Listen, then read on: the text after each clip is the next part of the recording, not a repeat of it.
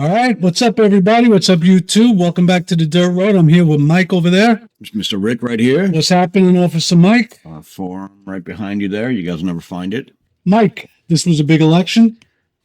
It's I know I told you that this was your youngest nephew's first time ever voting in a presidential election, and according to Oprah Winfrey, it's going to be his last. Oh, yes, because, She did say that we may never have an election again if Trump wins. oh, yes, Dictator Trump, as they like to call him, right? Oh, these people are such boobs, but we do want to go over whether or not Trump's got a good shot at a successful term. Mike, we do realize that second terms are very difficult, especially since the 22nd Amendment was passed, right? I mean, you're a lame duck. Term limited, you're lame ducked. Yeah. Yeah. Got some things going for him, some things not. Some things going to make it harder for him. He promised a shitload of stuff, Mike, this time. Yeah. You know. No, he did. He made some big promises that are going to be, I think he'll get some pushback from the old guard on both sides of the aisle and some of the stuff. I think you mentioned it earlier. That's true. He's going to get some pushback on some stuff. Yeah, he's going to have some trouble doing it. But listen, if he can make good on, a good portion of those promises, I think he could cement Republican, not control maybe, but an edge for Republicans for the foreseeable future. I think it could be a transformational presidency. I think it will be. I think he'll get a lot of what he wants. Honestly, I do. You're already seeing it now. The Senate is doing their, Mitch McConnell stepping down, so the Senate's going through their whole, fight for who's going to be the new speaker. Which is odd. They're supposed to wait until the new Senate is seated, but there's no law about it. But I guess I should say, usually, traditionally, they would do that, but they're doing that again. You're talking about Mitch McConnell, the turtle, right? Who's not at all remotely, a Trumper or any kind of even remotely, let's just say he's just not for anybody but himself, right? He's for the old guard, donor class, the elite, Washington, D.C. elite class, what we would call the deep state of the swamp or whatever class. And I think this is his way of trying to kind of instill some version of that in the Senate to make sure it survives his leaving. Well, I'm going to give him credit where credit's due, though, Mike. That he did do what a minority leader should do and has a lot of trouble.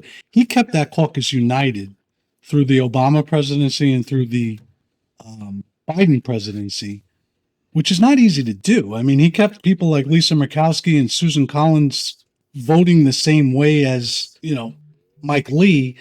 That's a pretty good accomplishment. Chuck Schumer couldn't do that. He lost control of cinema and Manchin, so McConnell's a skilled politician. I'm not taking away from his political skills. I mean, and he did keep them voting, but the stuff he advocated for and during Trump's first term, they weren't exactly friendly. They weren't exactly helpful. No.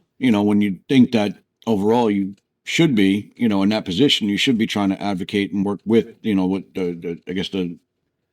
the leader of the party, at that point is, you should be working with them, not against them. And he was able to guide all of Trump's judges through, all of his appointments through. I mean, yeah, politically, you're right. He's an old guard Republican. He's, in the mold of he's an establishment class Republican. 100%. And that, to me.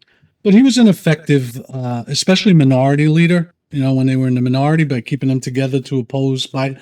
Listen, if it wasn't for Mitch McConnell, Neil Gorsuch wouldn't be on the Supreme Court. Remember? No, that's true. No, I understand. We'd have Merrick Garland on the Supreme Court right now.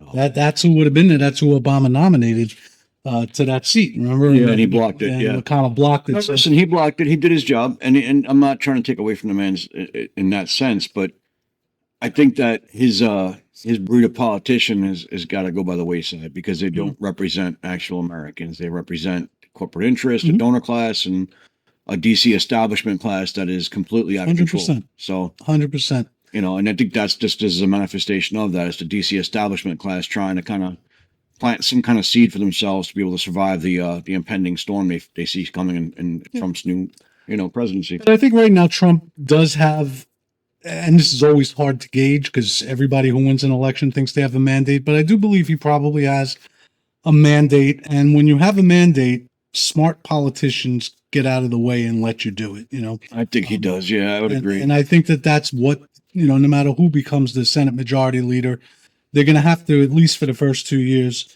help guide Trump's desires through. And it's going to be difficult because some of the things he promised, like no tax on tips and no tax on Social Security, these are things that Republicans would oppose like crazy under normal circumstances. Sure. The Mitch McConnell type Republicans, the Paul Ryan type. Yeah, the old Republicans. school ones. Yeah. And it's something that Democrats would usually love. So it might be something that Trump's going to need Democrats to vote with him to get. They're still centrist It'll be Democrats. I mean, supposed to they're be not vocal. They're kind of in the background. You don't see They may about not want to them. give him a win. No, they may not want to give them a win, but I think that at the end of the day, you'll still see people kind of. I mean, even during the campaign leading up to the election, right? You saw Democrat candidates that were advocating for Trump type policies, Yeah, especially on immigration. everything else. You know, so I think that you're going to see the same kind of carryover with some of these policies in the Senate and the Congress. So let's start with those since you brought it up, because there are certain things that a president doesn't necessarily need to have Congress help him with, Sure. like foreign policy, Yep, which he made some big promises there. I think they'll And deliver on those. immigration, which ideally you would want Congress because you want something passed that's going to be in place for a long time, not changed every 4 years like we're seeing now.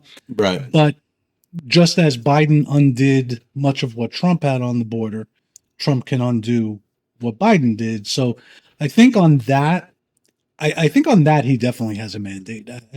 Every poll shows that. Well, immigration. I mean, it got forced down everyone's throat, right? You Yeah. can't.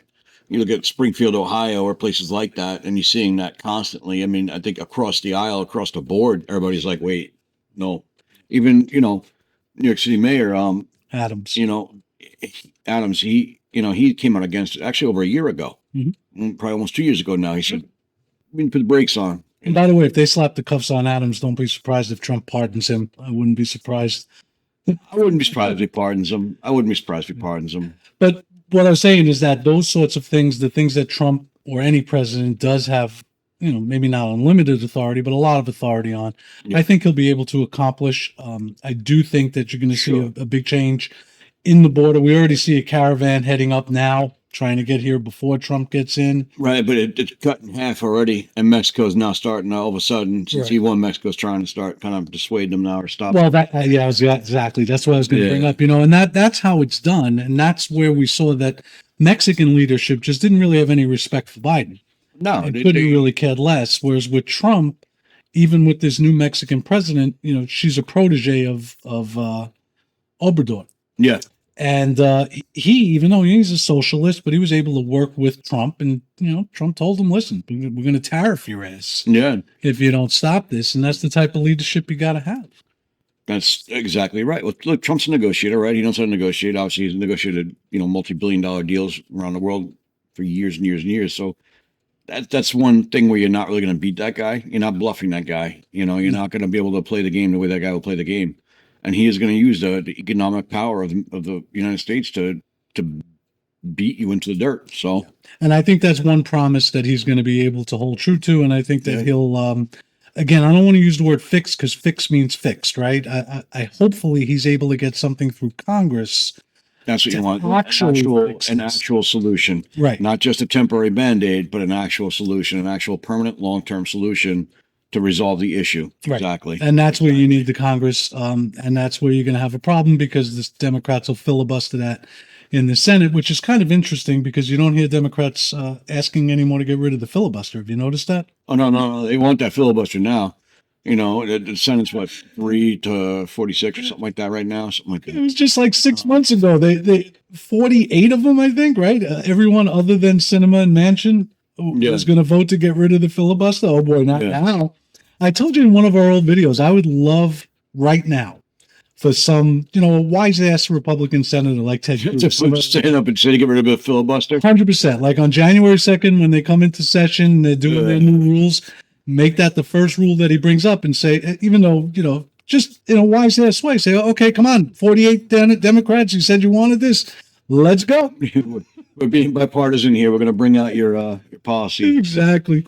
That'll never happen. And I got to tell you, I hope it never happens because I like the filibuster. It keeps things in It's a line. balancing feature, Yes. and it's. I think it's kind of a good thing because it definitely keeps things from swinging too far one way or the other. It does. And unlike these schmuck Democrats, I'm smart enough to know that you're not always going to have your party in control of the Senate. No, So just because the Republicans have a fairly big edge now, 53 to 47, I think it is. Did they call that one yet in Arizona?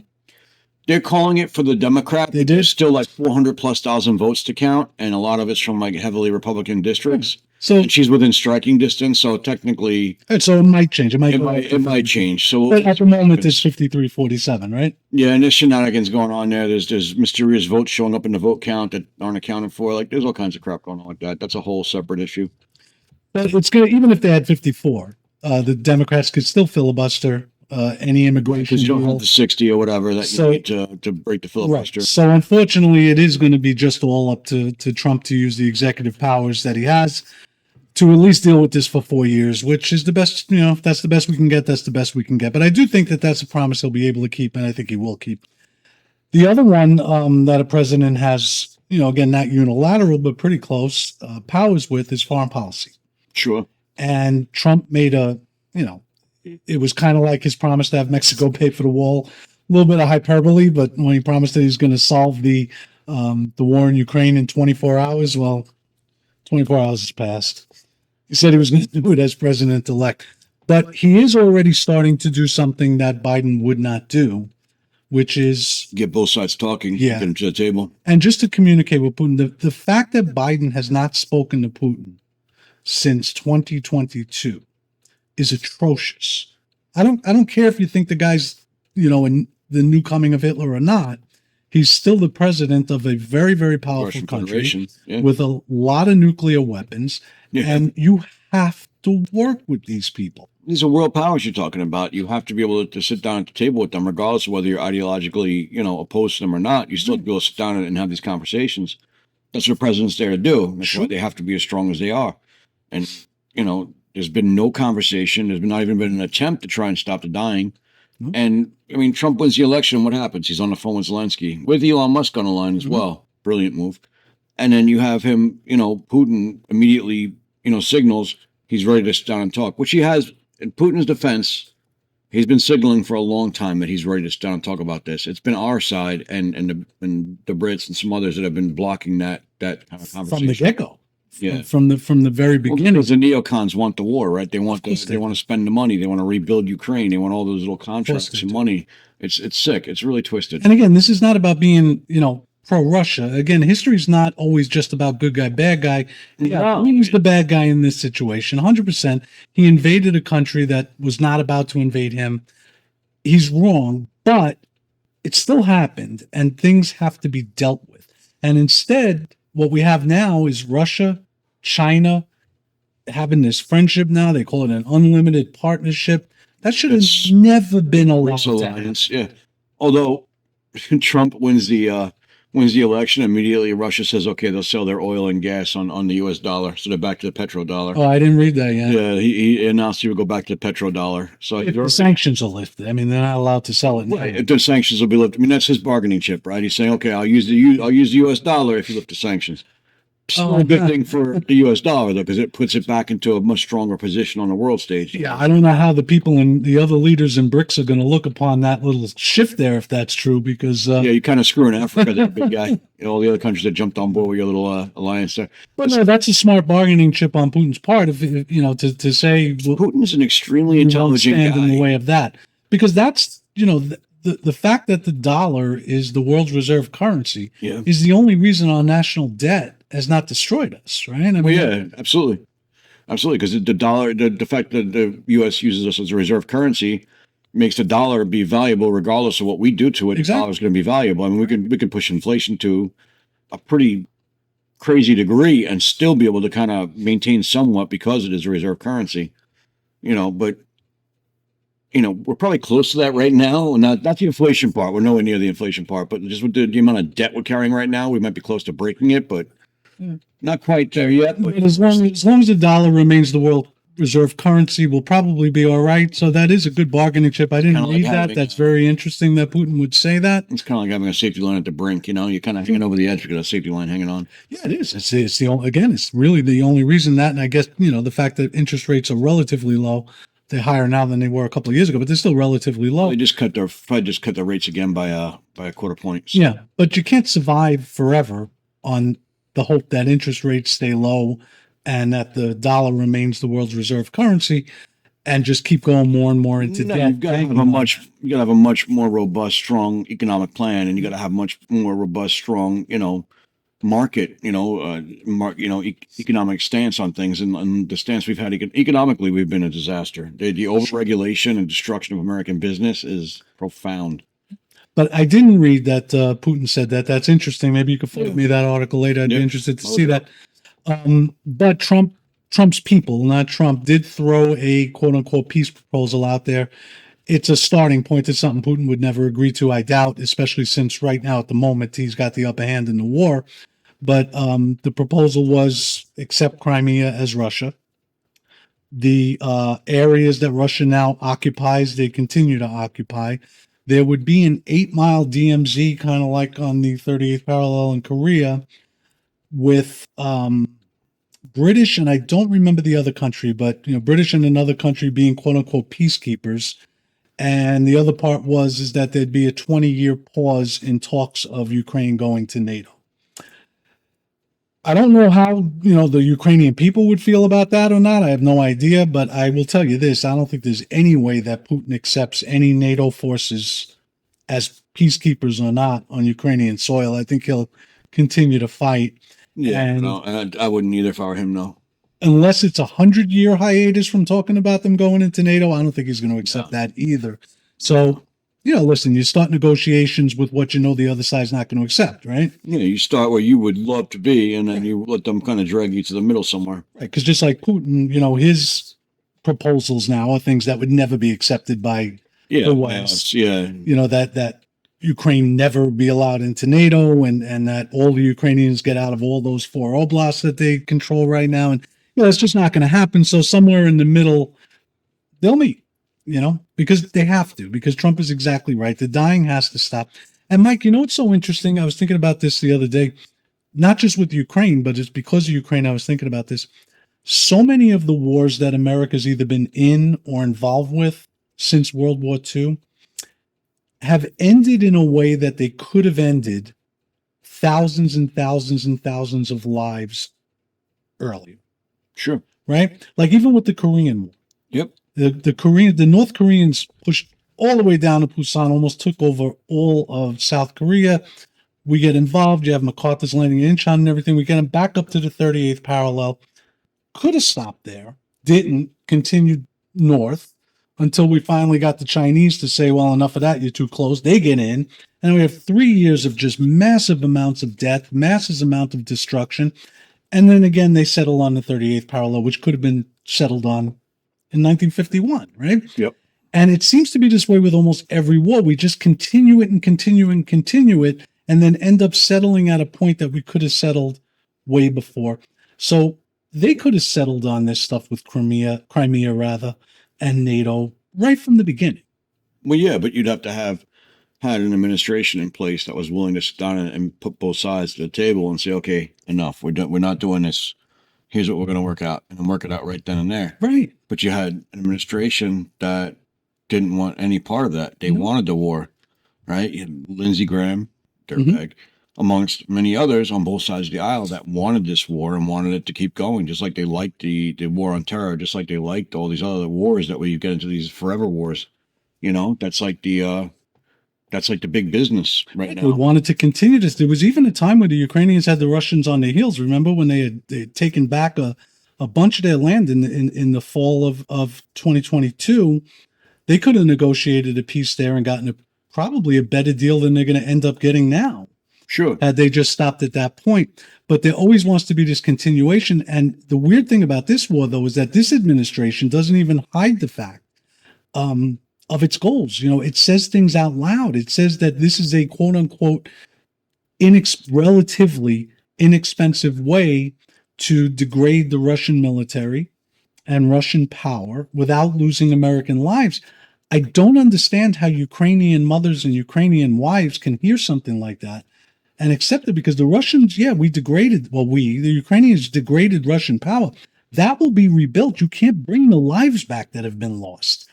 So how is it inexpensive when it cost 100,000 Ukrainians their lives? Because they don't care about the lives. No, they don't. These are the same people who want to kill babies in the womb at the 9th month, right? So life is not exactly something they're high on their priority list or their moral, scale.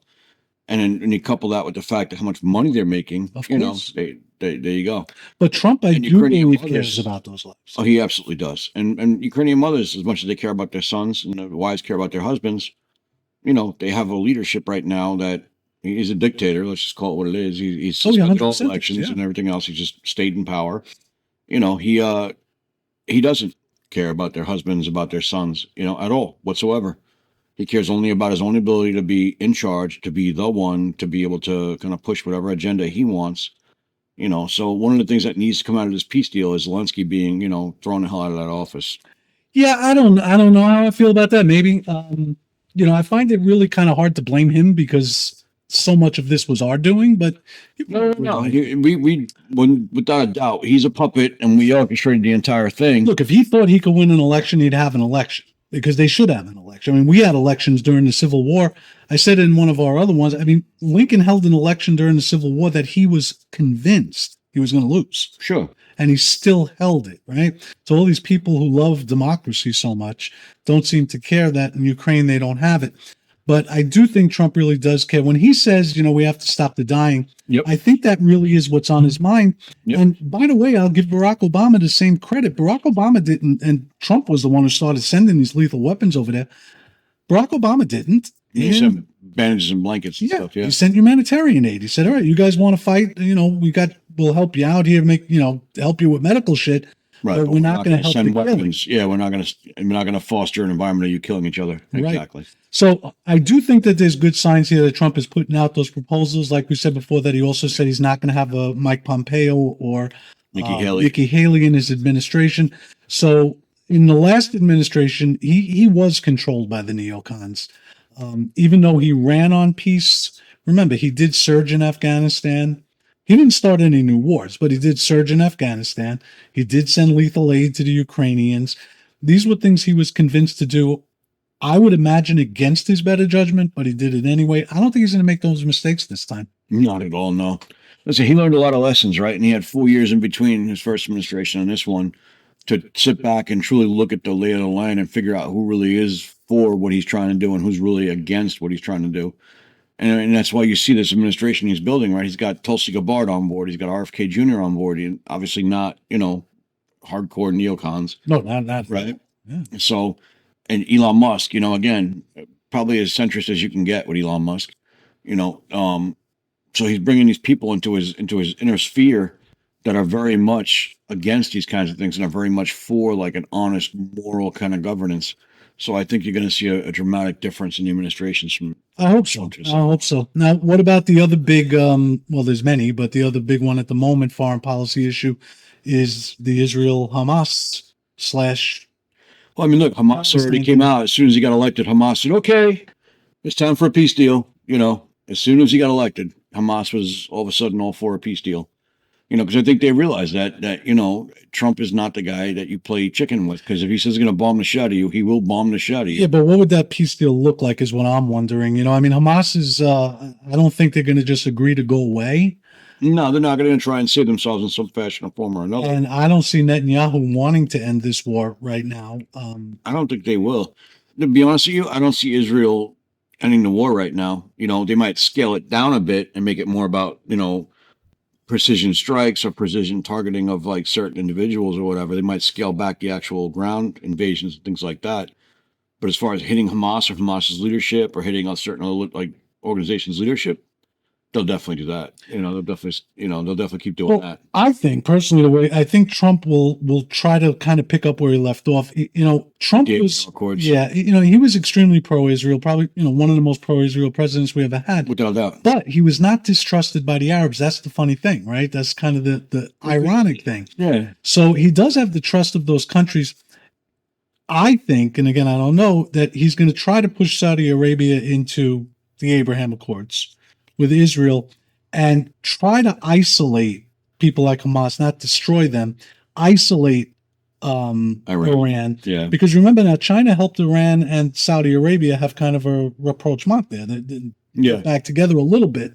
They're enemies, but they got back together. They opened up negotiations. I see Trump as somebody more that tries to isolate places like Iran, Hamas, which is not a place, but a group, and try to get the other Arab countries to work with Israel to get this stopped. Hopefully he's able to do that. I think he will be. I think he'll be able to do it. Hamas is already kind of on their heels. Qatar ejected Hamas. You know, they forced him out as soon as the election was over. They forced Hamas out. Israel's been just bombarding them, just pounding them into the dirt. You know, Iran is, you know, been shown for the paper tiger it is by Israel. You know, they keep rattling the saber, and Israel keeps pounding them, and they send a rocket barrages. But the Yeah, because sometimes an election of somebody sends a message, whether or not that message is actually true or not, doesn't people matter. get whatever message It's they a want. perception. Yeah. Yeah. So yeah, I don't know if this is true or not because where I read it is not exactly a source I would trust 100%, but I still follow it. That desertions in the Ukrainian army have really picked up over the last few days.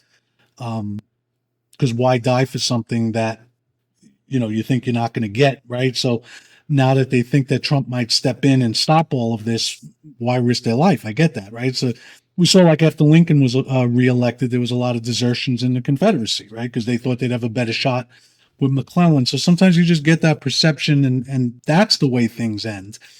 So if Hamas kind of feels like, in order for them to survive, they better back off now. If the Ukrainians feel like in order to survive, they better, stop I think that's fighting. definitely the message. And I think that's an honest message. I would think that the desertion is probably real. You know, I mean, there's an end in sight.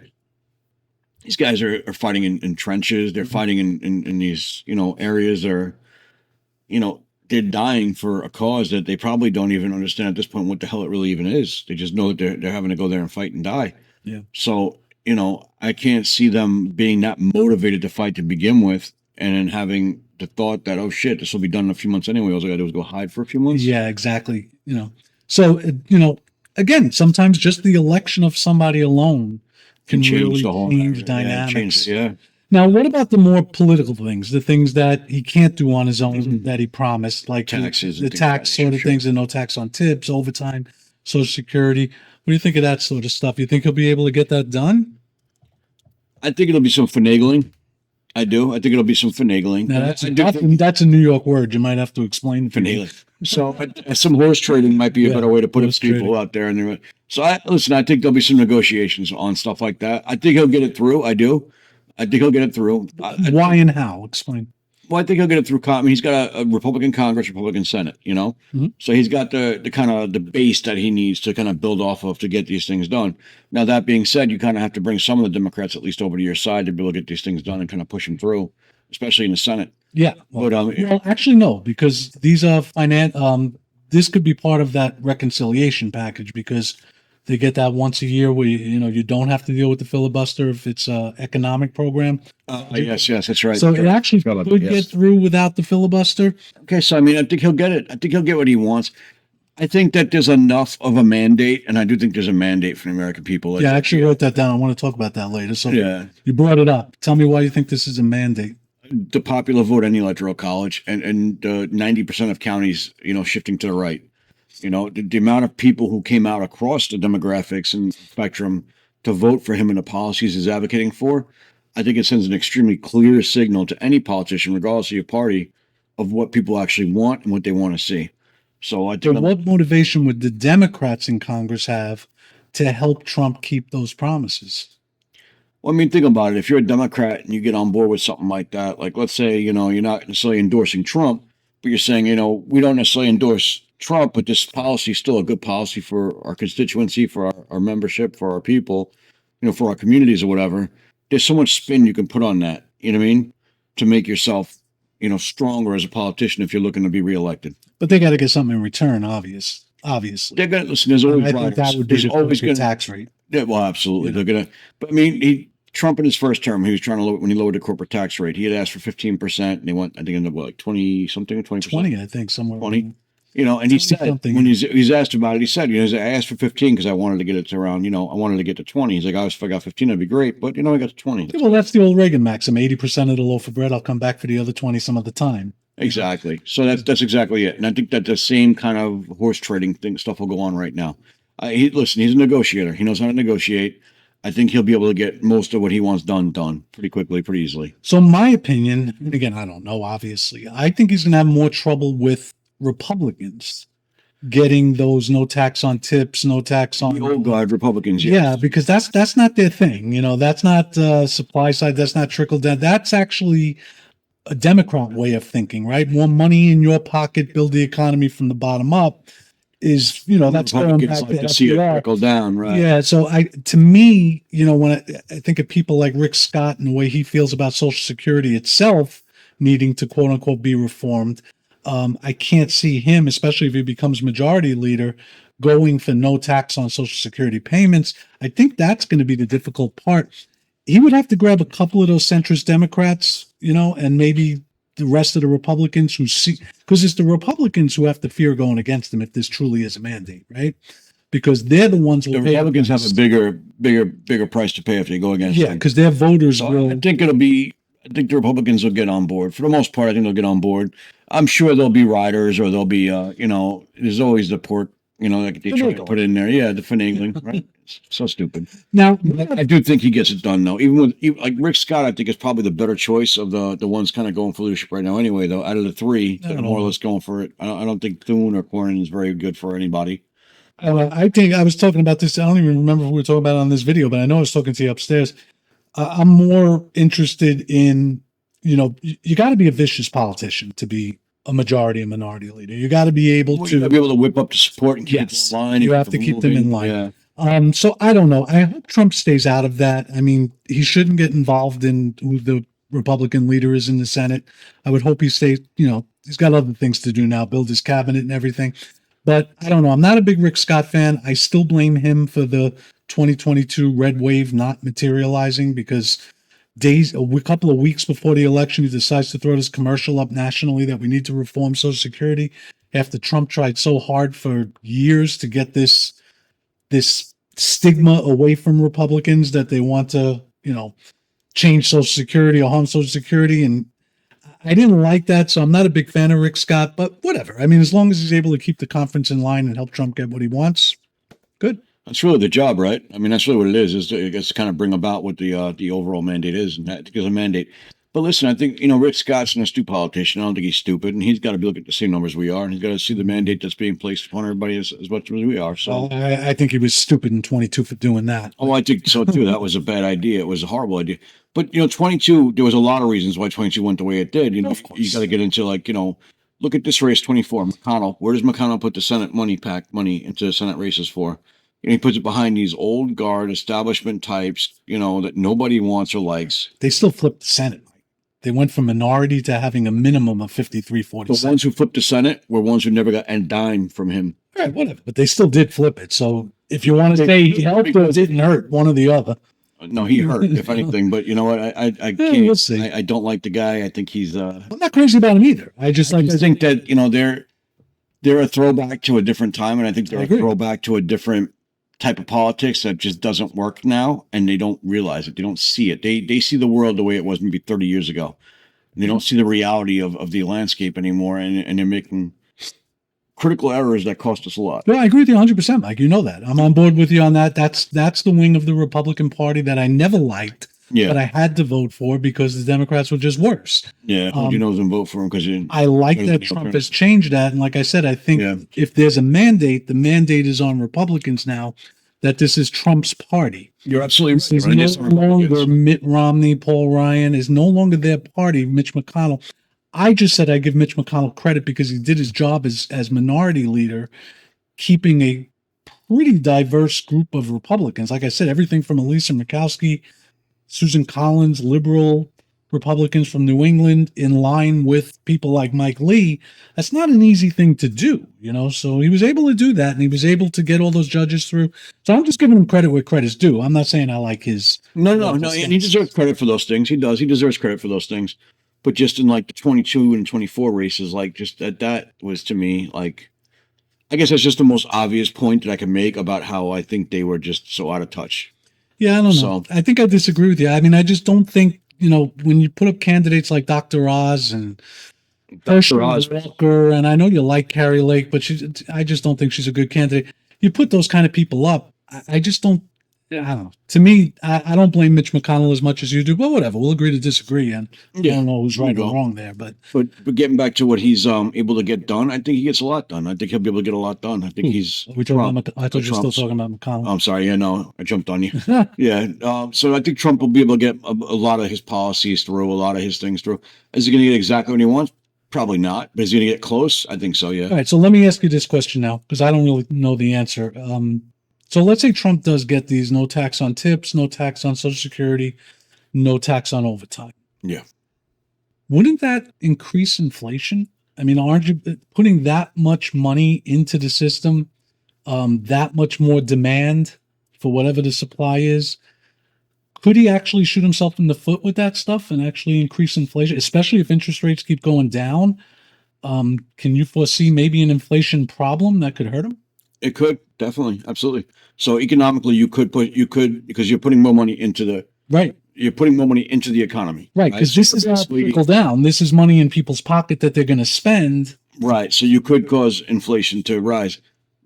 But if you look at his overall policy and the way he's trying to structure things, I don't think you'll see an inflationary problem from it simply because he's not going to be printing as much money as they were before.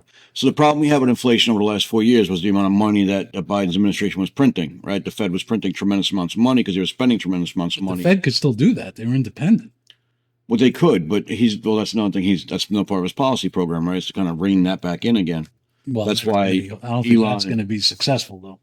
I think so. I think he By can do it. law, they're independent. I mean, he can't. He can't tell the Fed what to do. No president can. Well, the Fed's not a You can put pressure constitutional. on it. The Fed's not a constitutional organization. No, it's not. And so, I mean, it can be dealt with, and there's a number of ways to do it, and I think they can do it.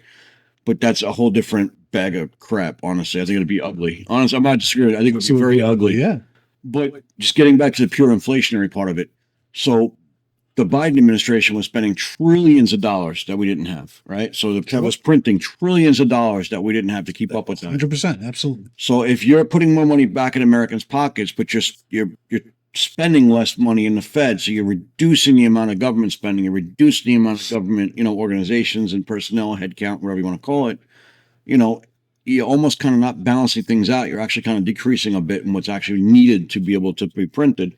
So the Fed's not going to have to print as much. So you're going to have the deflationary kind of thing where it's going to start to kind of slowly settle that number out, even if the interest rate goes to zero, because you're not printing so much. You're not going to cause that kind of bubble that we were seeing for so long. Okay. Maybe. So I think I could be completely wrong. I'm not an economist, so No, please neither am I. don't beat me up too hard. But just on the basic ideas behind it, I think it's not as going to be as inflationary as people think it would be. It's kind of like the tariffs, right? Everybody's talking about he wants to use tariffs to kind of offset things, Mhm. and they feel like that's going to cause like an inflationary or an increase in pricing and stuff like that No, for product. it doesn't. You know, I remember we talked about this in one of our videos when the Wall Street Journal printed a retraction to objection to Kamala Harris mischaracterizing them as saying that Trump's tariffs would cause inflation. Inflation is a devaluation of the dollar exactly. and an increase in prices overall. Exactly. A tariff is an increase in prices on a particular thing that's being imported from a particular place. That's not inflation. Yes, it raises the price on that product. But But it's that's not not an what inflationary inflation is. price, It's not an right. inflationary thing. If it was, we would have had inflation throughout the Trump presidency because he did put tariffs on people. which is still in place. A lot of them. Now, my thought to my question, and again, I'm not an economist either, so I don't know. The reason why I'm not that worried that if he does get that stuff, and it might cause inflation, but if he gets his energy policy, which I think he will. that's a boon to business. A boon to business means more supply, right? Yep. Means lower costs because it costs the businesses less to manufacture the product, ship the product, all of that sort of stuff. So if all of these things come together, just like with any politician, right? If all of their plan comes together, it'll work. Sure. It's really just on the Republicans now because they're in charge of the Senate. You cannot cry about the filibuster. You have to work your way around it, just like the Democrats did. Figure out a way to get what you want, right? Negotiate In the fight for House, I understand the House. You got your crazies on both sides and everything in the House. The House is a lot harder to manage. it. You got 400 and something people Yep. versus 50. Johnson owes his speaker position to Donald Trump. Sure. Okay, because Donald Trump saved his ass when Marjorie Taylor Greene He and was others going were to gonna- impeach us. right, Yeah, were gonna Matt rise, Gaetz and all them were not going to impeach impeach him. him. They were going to rise up. They can't impeach him. Not impeach him, but like Kick vote him him out. Do what Yeah. they did to Kevin McCarthy. Right. Trump saved him. Trump, remember, Trump Yeah, went stuck around, in and- put his arm around him, said, "This is my guy." Yeah. Mike Johnson better remember that. Well, he'd have to. If he doesn't, he's done. Yeah. But I think you're right. But I mean, look at Trump's like plan, right? So in his first term, what did he do? He did a lot of deregulation. A lot of deregulation. Yes, again, within his power, right? He Right, can do that within his power. on his own. And now his plan now, if you look at it, is even more ambitious than that as far as deregulation is concerned. So with the amount of deregulation and his energy kind of plans, Mhm. you would see a resurrection of like American agriculture and American business in general, Which could manufacturing and everything. That would which could offset. offset any inflationary things that would Absolutely. happen because of those no taxes. That's what I'm thinking too. But again, I admit, like you do, I'm no economist. I just hope so. I agree. I do see good things, but I do understand that second terms are very, very tough. And this is going to be tough. You know, it's not going to be easy for him to get these things done.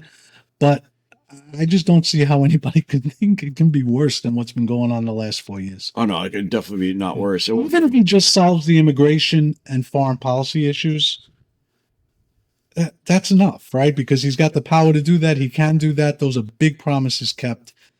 Those are, you know, at least the immigration part is one of the main reasons that man got elected. It's one of the main reasons he flipped Well, so many votes in exit his polling. cities and everything. You have I think you had the exit polling now, right?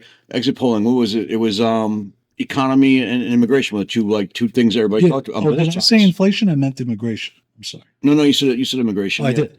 I'm sorry. Yeah, immigration and economy were the Mhm. two things that people in exit polling went to on both sides Yeah. actually were Exactly. listing as their primary motivators. Right. Including the people in the inner cities, minority or otherwise, Yeah, that flipped over to Trump. So that, again, that's something he can do. He proved he could do it because he did it, yeah, you know, last term. So if he does that, and if somehow or another this war is resolved in Ukraine and Russia, those are two big things that he could hang his hat on right off the bat. Now, you know, they're going to blame him, right? They'll say that Ukraine lost because of him, and you know Zelensky fell because of him, and whatever. But whatever, Donald, take that smack if you have to. It's not true. But those are things that he can take care of on his own. he even cares. I don't think he cares either. And, well, you know, and that's the liberating part of a second term, right? Yeah, You don't have to worry about being reelected. So Yeah. now you can do kind of whatever you want. So it kind of goes both ways, right? You're a lame duck, that hurts, but you're also liberated. You don't have to worry about pleasing everybody. In, I don't think he was about politics. pleasing everybody in his first term. I don't think he really cared. Well, I think he tried. He That's wanted to what- get He reelected. tried. He wanted to get reelected. Yeah, he tried. But you know what? You're right. You're right. Well, I'll give you an example, right? Just dealing with things like the intelligence agency and some of the things we've been talking about, and Oh, yeah, they're all. military industrial those people can threaten you when you need to run for reelection. Well, yeah, and- because they hold a lot of cards. Yeah, and they showed those cards, you know? But they kind of expose themselves. I feel like the bureaucrat state, whatever you want to call them, I feel like they overplayed their hand dramatically, and they're about to face the blowback for it. I mean, he's bringing Elon Musk on board to basically cut, these people down. He's already talked about. He recently had a video come out after his win, talking about moving 100,000 plus, bureaucrats out of the DC area. So he's going to take these bureaucrats and move them out He of wants to DC. move the offices, yeah. Yeah, so he's going to separate them out into different places so they can't form these kinds of coalitions. That's right that's going to be tough, but we'll see. But listen, he promised to drain the swamp before. I'm not going to hold him to that. That's such a hard thing to do. Overcome the swamp. Let's start with that, right? And get the shit done that you promised to get done, because he can. now. Oh, without a doubt. Without a doubt. I think he'll get a lot. I think he gets a lot of his stuff done. We'll see. And it may not be quite the the golden level that he's looking for. Maybe he hits silver, but I think he's going to get close. And I'll tell you, that'll be the point where I start considering, the conversation of him being a great president, because he got himself reelected now. He's got a majority of the American people behind him. Now, if he gets these policies done, he could be transformational. We may have a new political alignment, electoral alignment now. We were talking about that in our last video. These are all the hallmarks of a transformational president. And he may be considered that within the next couple of years, hopefully. I think so. I think he will. I hope think he so. gets a lot of his I think we'll see a lot of his policy come through. I do, just because I think there is a mandate, and especially for Republicans, and they have the House, they have the Senate right now. Mhm. You know, they're giving the House, giving the Senate, you know, on his presidency. You know, so I think if they're astute, they're going to realize there's a mandate, and they have to kind of play ball right now. At the very least, they have to play ball right now. And one last thing, Mike, the cultural stuff. I mean, no president can change culture, right? But from everything I've been reading in left-wing papers like the Times, and you know, the real people, not the schmucks, not the Joe Scarborough, Not the disconnected weirdos. they're really starting to question whether or not they've let that lunatic left fringe, the pronoun people, get too much power in their party. So Trump, just by virtue of winning the election, may have helped push wokeism back. Oh, he reset pretty it. far. Yeah, no, he reset it without a doubt. He Even though reset he it. can't do it, right? But No, just the fact that he won. exactly. That regular Americans came out, and basically Gen Z, Gen X, millennials, whatever, came out and said, you know what? No more. We're done. We're done with this nonsense. Just that fact alone reset the Democrat Party. And like right now, they're still in that, you know, what the hell just happened stage, you know, and you see it in their reporting and stuff. And there's some really honest people on that side that advocate for whatever. They're trying to be inclusive. They're truly trying to be, like, you know, decent in their mind and their moral compass. But I think they just got a reality check that's a big reality check. That's a big hit to take. So it's going to be a while before we see them come back with anything real substantive on that. But they're definitely examining it, because even in Politico, you're seeing these articles pop up where they're kind of like, what the hell just hit us? That's what I'm saying, right? In the actual, like, intellectual left wing world, the actual people who are actually reasonable ones thinking about it and actually being honest about what they feel and what they see. Right. So there's all this wokeism and identity politics, and you know the pronoun nonsense and all of that shit. I think just by virtue of winning in a pretty substantial way that he did, pushes that back, hopefully. And of course, there are executive orders you can make, like when it can't, you know, Biden did it, right? Putting out those executive orders that Title IX applies to biological boys playing on girls' sports in schools. Those things can be rolled back, and I'm sure he will. That's all going to get rolled back. Yeah. That's all going to get stripped out. But again, changing culture, that's not something one man could do, but it does look like he sent a clear message that that's what the American people want. Well, I think the American people sent a clear message. With That's what I meant. Yes. Yeah, like they said, like, you know, we have a mandate for, obviously, Trump, for Republicans to do what we want them to do in the various, you know, levels of government. Yep. But there's also a mandate on the culture itself by the American people saying, okay, we're done with boys and girls sport. Yep. We're done with mutilating children. You know, we're done with the crazies on the left, whatever. I want to pretend to be a girl or they crap. We're done with it all. We're done with it. And listen, this is why the left hated Trump so much before, because he did give, or at least it seemed like, people who never before spoke up about these things felt like they could because of Trump. He gave him a voice. He gave him a voice. And now I think those people feel vindicated. Absolutely. And I think you're going to see more of a blowback, and not just from conservatives, you know, just from regular, average, centrist people. Yeah, the centrist, everyday people. Listen, when we talk about this stuff, right, we talk like in terms of the way I look at it is like this. Like, you have the 10% on the left, 10% on the right. You know, you have those hardcore right, hardcore left. Okay. The vast amount of people are centrist, you know, 80% easily are centrist. They're kind of, you know, everyday people. Yeah, they listen, they're realistic. They're like, okay, whatever. We don't care if you're gay. We don't care if you want to live as a woman. It's your business. No one gives a shit. Just don't force it down my throat or try and, you know, mutilate my children in school or teach them things that just aren't really in line with what we feel. And that's the blowback. You know, that's the blowback. And that's what you're seeing, is that 80% blowback. Yeah, and that's a normal cycle in life, right? Is that there's always going to be the rebellion once something grabs hold and becomes the mainstream culture. You're going to have a counterculture, and right now, conservatism is the counterculture, right? Well, yeah, because it's like liberalism was back in the '60s. That was the counterculture, and it's reached it's kind of reached its zenith here, and now we're seeing the retract where we're like, whoa, wait a minute with that crazy stuff. You know, yeah, I hope so. Mutilating children, not a good idea. Listen. They adopted a lot of policies that came from the very far left wing of their party that really truly hurt them and buried them, and that's what they saw. It turned too many people off. Sure. You know. All right. So that's it. What do you think? You're thinking it's going to be a little easier than I do, but I guess we both realize it's not going to be bad. I don't know if it's going to be easy so much as I think it's just that I think he did a lot of the hard work already. if that makes any sense. Of course. I think he made a lot of the inroads he needed to make. I think he understands the lay of the land way, way better than he did in his first term. So I don't know that it'll be easier, but I think it'll definitely be more effective in this administration. I think so too, and I think you're going to see a lot of foreign policy accomplishments. Oh yeah, He had some big ones already in his first term, like the Abraham Accords were Accords. historic. I think you're going to see more. It does mean a lot to him. He does pay attention to it, Yes, he does. and he does now definitely understand the types of people he can't have in his inner circle administration. Yeah, if he wants to get those things done. no So doubt. we'll see. I do think that he'll make some significant changes there. so Hopefully these wars do come to a conclusion, because I just don't like seeing all these people yeah, dying no, and it's just suffering. god awful, disgusting. It should is. not be happening. And we're too close to being involved in this now.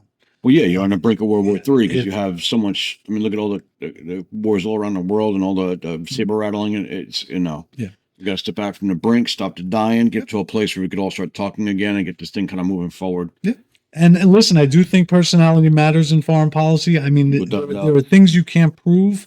I'll just give you one example. I can never prove it. It's totally counterfactual history. Had FDR lived, I don't think the Cold War would have been the way it turned out to be. I think he and Stalin had a relationship where, Stalin didn't trust anybody. I'm not going to say he trusted FDR, but he came as close to trusting FDR as he could come to, trusting anybody. And I think FDR the same way, felt he was somebody he could work with. He worked closely with him during the war. He was able to get things done, overcome a lot of the problems between Churchill and Stalin. And, and who knows? But I do think personalities do matter. Friendships do matter. And I think Trump kind of lives off of that. I think he always brags. no, he I had a great relationship with Zelensky and Putin, and he believes that. He did. I mean, he wrote a whole book called The Art of the Deal, right? And to him, that's really, if you want to understand him and understand how he approaches things, The Art of the Deal is the best book you could read to really understand him Yeah. as a person. The only difference is, as vicious as some business people could be, and as cunning as some vicious some of these people could be, they have nothing on Putin. That guy is cunning. He's vicious. The guy ran the GRU for the Soviets for how long, right? Their Soviet intelligence Yeah. squad. So, That's not a, you don't want to tangle with guys like so, that. Trump loves to be buttered up, and Putin knows that, and Yeah, but we'll Trump's see. also not going to give him the farm either. As much as he likes being buttered up, it doesn't mean he's going to give him everything anyway. probably not. So I think it'll end up being I think it's gonna be a historic presidency. We'll see, right? We'll see how it plays out. But I would bank on that. I would. I do think he's going to be a successful second term president, hopefully, and I do think it'll be transformational. yes, And that's a big deal. That's historic. If you could Without transform the electorate and get new parts of the countries that vote in ways that they never voted before, yes, he's 100% now. This is inarguable, Mike. The Republican Party is now the party of Trump, without a doubt. and the party of Trumpism. Yes, Not just Trump's Yes. party. That party is now as much Trump's as it was Reagan's back in the 80s and 90s. sure, sure. So It's a new party. That's it. The Paul Ryan, they're still there, but now they're the wing. They're the fringes. Yeah, they're the fringes. I guess that's the better word. Yeah, they're the fringes. right. Yeah, they're the fringes now. And to me, I like that because that's, the part of the Republican Party I never liked Me too. was the Paul Ryan part and the neoconservative part. Yep. So I'm glad about that. And that's already done. That's over with. It's Trump's party now. And we'll see how it goes. What do you guys think? Transformational presidency? Does he have a chance to be one of the greats now? Can he be on Mount Rushmore? I mean, Pelosi wanted to put Biden up there, remember? And she even graciously said she'd keep Teddy Roosevelt on, just add Biden.